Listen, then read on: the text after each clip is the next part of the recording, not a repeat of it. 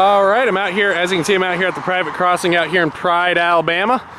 As you can see, Norfolk Southern's replaced this signal. I'm guessing a truck turned and must have like clipped it, or maybe got hit by a train possibly. But yeah, there's a brand new signal here, incandescent.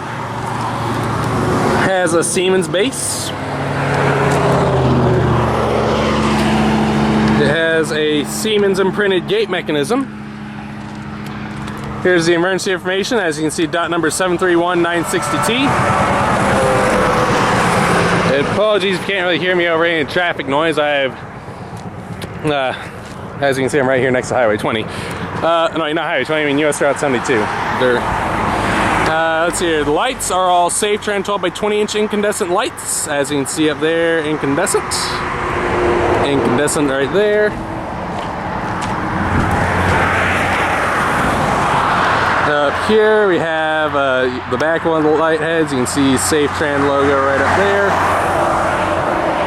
Then up top is a Safe Trend Type 3 electronic bell, as you can see.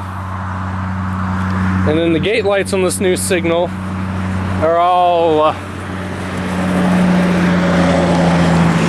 these are all NEG LED gate lights. I'm showing you this one because you can see the logo on this side. Yeah, nothing lined through here either way. I mean, you can see all the way down there to Control Point Pride.